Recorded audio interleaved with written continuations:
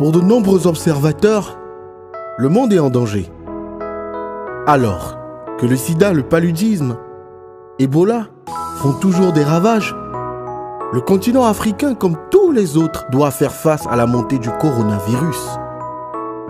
Le Togo ne fait pas figure d'exception sur la liste des pays touchés par le Covid-19.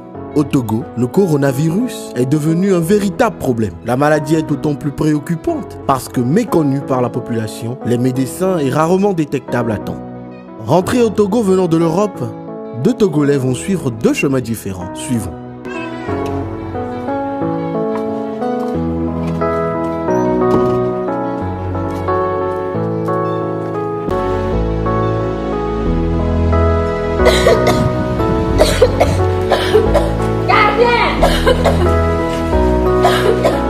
C'est quoi ton câlin?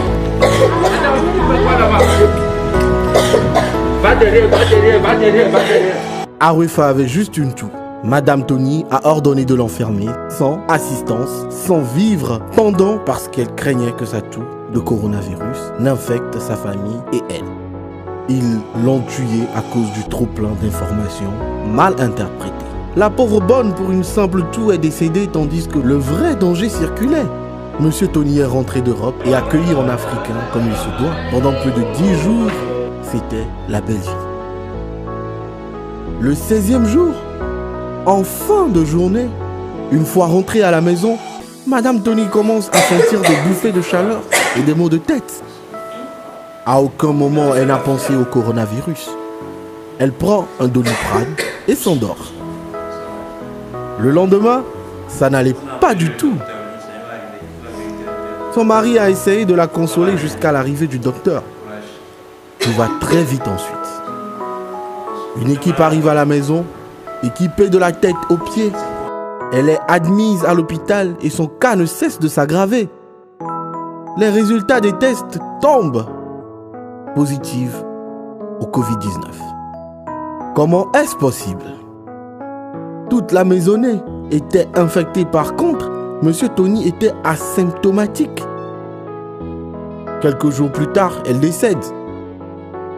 Tout était de la faute de Tony.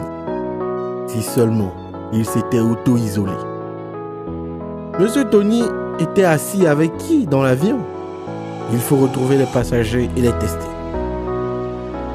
Combien de personnes a-t-il touché depuis son arrivée? Combien de personnes ces personnes et les personnes de ces personnes ont été en contact? Imaginez combien de personnes son inconscience va détruire. La deuxième, Madame Francine, une femme togolaise de 34 ans, rentre au pays après avoir traversé des pays à risque de contamination du Covid-19. Elle va immédiatement, après l'atterrissage, se mettre en autoconfinement, laissant son mari s'occuper de ses 2 enfants.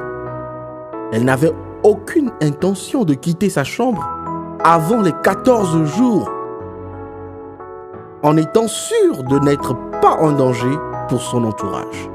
Quoi qu'il arrive, je ne veux pas ramener la maladie chez moi, a-t-elle déclaré depuis son lit.